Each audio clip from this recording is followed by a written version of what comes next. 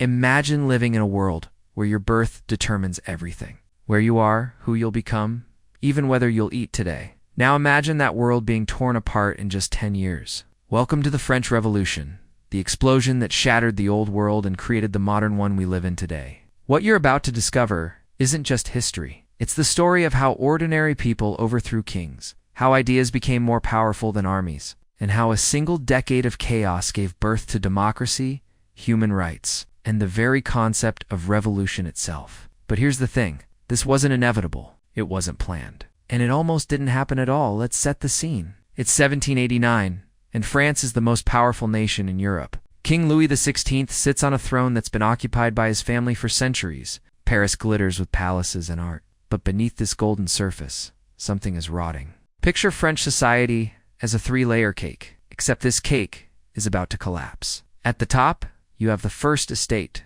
the clergy, about 130,000 people who own 10% of all land and pay almost no taxes. Below them, the second estate, the nobility, another 400,000 people with massive land holdings, special privileges, and again, almost no tax burden. And then there's everyone else, the third estate, 27 million people. Peasants, workers, merchants, lawyers, doctors, they own almost nothing, pay almost everything, and have zero political power. Now here's where it gets interesting. France is broke, completely bankrupt. King Louis XVI had helped America win independence from Britain, which cost a fortune. The royal court at Versailles was burning through money like it was going out of style. Marie Antoinette, the queen, became the face of the success, whether she deserved it or not. But the real problem. The system itself was broken.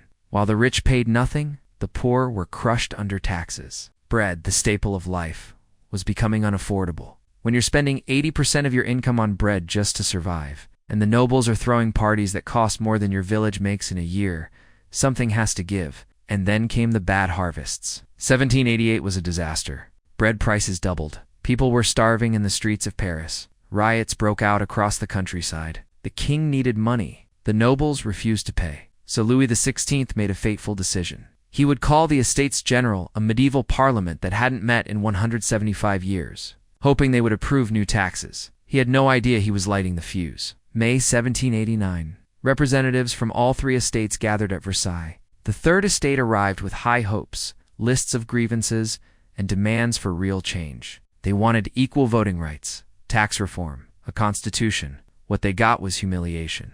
The nobles and clergy insisted on voting by estate, not by head, which meant the first and second estates could always outvote the third. Even though the third represented 98% of France, the third estate said no. And this is where everything changed. On June 17th, they did something revolutionary. They declared themselves the National Assembly, the true representatives of France. They claimed sovereignty. They claimed power. They committed treason against the king. 3 days later, locked out of their meeting hall, they gathered in a tennis court and took an oath. The tennis court oath. They swore they would not disband until France had a constitution. This wasn't a request anymore. This was a revolution. Louis XVI panicked. He surrounded Versailles with troops. He fired his popular finance minister. The people of Paris saw these troops and thought one thing: massacre. July 14th, 1789, a date that changed history. A Parisian mob, desperate for weapons to defend themselves, stormed an old fortress prison called the Bastille. It wasn't strategic, it wasn't planned,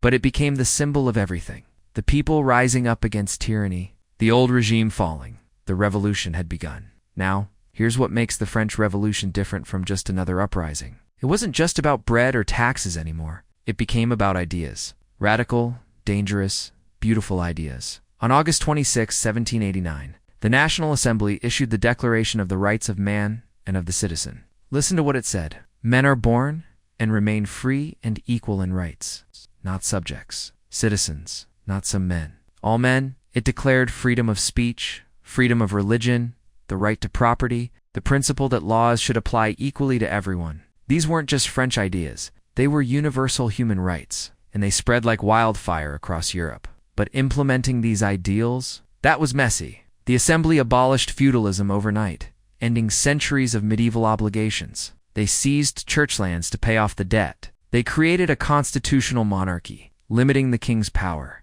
Some nobles fled the country. Others pretended to go along with the changes. The king himself seemed to accept the new order, but behind the scenes, he was terrified. His cousins and other European monarchies were terrified too. If revolution could happen in France, it could happen anywhere. In October 1789, thousands of women marched from Paris to Versailles, demanding bread and change. They forced the royal family to return to Paris where they could be watched. The king was now essentially a prisoner. For 2 years, it seemed like maybe, just maybe, France could transition peacefully to a constitutional monarchy. Reform without more bloodshed. But then the king made his move. June 1791. King Louis XVI and his family tried to escape France in disguise. They almost made it to the border. Almost. They were recognized, caught, and dragged back to Paris. Trust was shattered. If the king would betray the revolution, who could be trusted? And here's where the revolution began to eat itself. Austria and Prussia, ruled by Marie Antoinette's relatives, threatened to invade France and restore the king's full power. France declared war. But this wasn't just a war between nations. This was a war of ideas, monarchy versus revolution. The war went badly at first. France's noble officers had fled. There were fears of betrayal from within. Paranoia spread. Who was loyal? Who was a traitor? In this atmosphere of fear and crisis, the revolution radicalized. September 1792, the constitutional monarchy collapsed. France became a republic. The king wasn't just a figurehead now. He was accused of treason. January 21st, 1793, King Louis XVI was executed by guillotine in front of a massive crowd. A king who ruled by divine right, killed by his own people. Europe's monarchies were horrified. The message was clear. No one, not even a king, was above the people's justice. But the revolution didn't stop there. It accelerated. Enter Maximilien Robespierre and the Committee of Public Safety. They believed the revolution was under threat from enemies within and without. Their solution? The Reign of Terror. If you were suspected of opposing the revolution, you could be arrested, tried, and executed. Thousands died on the guillotine. Former allies turned on each other. Marie Antoinette was executed. Then the moderate revolutionaries who had started it all. Then Robespierre's own allies. The revolution was devouring its children. July 1794, Robespierre himself was arrested and executed. The terror ended. France was exhausted, traumatized, and had lost its direction. The ideals remained, but the way forward was unclear. For 5 years, a weak government called the Directory tried to hold things together. But France needed stability. It needed order. It needed a hero. Enter Napoleon Bonaparte, a brilliant young general who had won stunning victories for France. In 1799, he staged a coup and declared himself first consul. Within 5 years, he would crown himself emperor. Wait, emperor. After all that revolution, after killing a king, France got an emperor. Yes, but here's the crucial difference. Napoleon wasn't ruling by divine right. He was ruling by merit, by achievement, by popular support. He kept many of the revolution's reforms, the legal equality, the end of feudalism, the merit-based system. He just wrapped it in imperial glory. The French Revolution was over, but its impact was just beginning. So what did it all mean?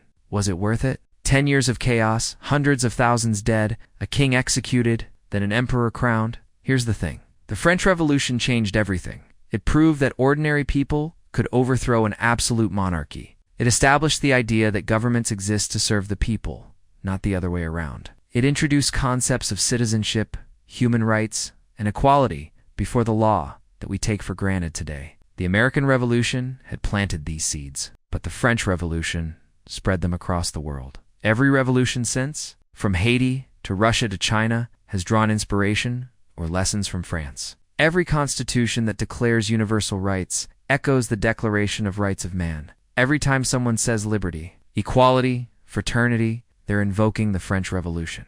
But it also revealed the dark side of revolutionary change. The terror showed how idealism can turn into fanaticism, how the pursuit of perfect justice can become the machinery of death, how revolutions can devour their own creators. The French Revolution wasn't neat. It wasn't noble all the way through, but it was transformative.